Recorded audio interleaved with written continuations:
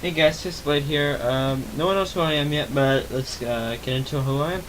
I am a Minecraft server configurer test developer, and in this series I will be showing you how to build a Minecraft server.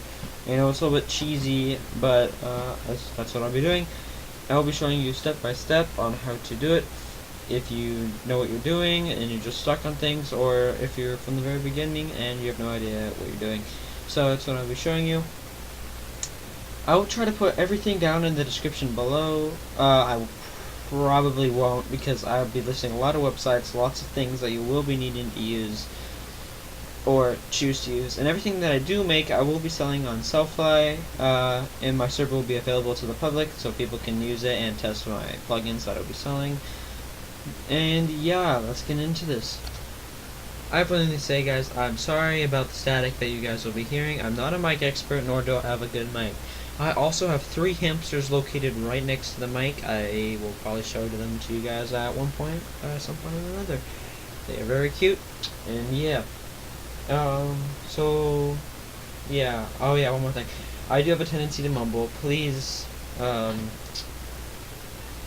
sorry about that. I don't know what the correct thing I should say, but let's just start with this video. So what you're going to need first is a good Minecraft hosting website, or hosting website and all. There's a bunch of ones out there that provide free hosting, like Server.pro, but some websites give a exclusive offer with just free options. They're usually less than 1 gigabyte, but sometimes, like the server that I'll be using, it'll give a free 10-day trial with 2 gigabytes, with basically the first few donations or whatever.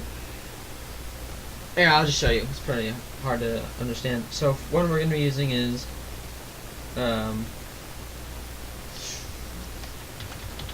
Minecraft hosting .pro right here. This website is what I'm using. So these are the offers: Freeman, Tina, Iron, Prime, Ultron, Lyra, and Ion. Like Freeman right here. Gives you a bunch of options to choose from, like what type of things you want to use: spigot, bucket. And it gives you all these options here. With these options down here, you're gonna need to choose a paid version. I'm using this right now. I am filming this on Black Friday, so I did get a good option, but I will not be uploading this on Black Friday, so sorry guys.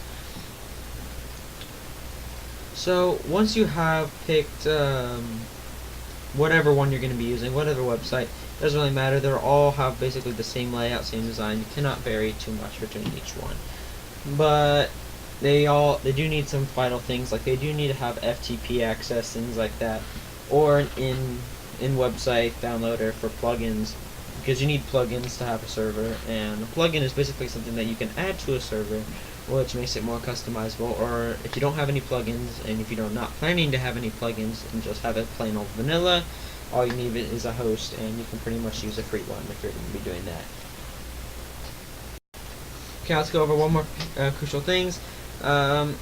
This is the stop button. It'll pause your server. You probably won't be using that one much. This restarts your server, shuts it down, turns it back on immediately. And this one will stop your server, turn it off. Now, these 3 things, you can hover over it. This is the CPU on how much percentage is actually being used. The only times when it will get high is when you're turning on the server or some major thing is happening. This is how much memory you've used. You usually start off with a lot and then slowly gain up as you're adding plugins and changing the map and stuff.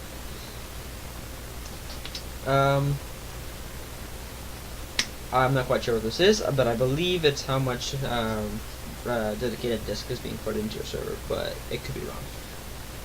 And your expiration date of your server, you can pay to renew it, how many people are on the server, you can change your offer, things like that.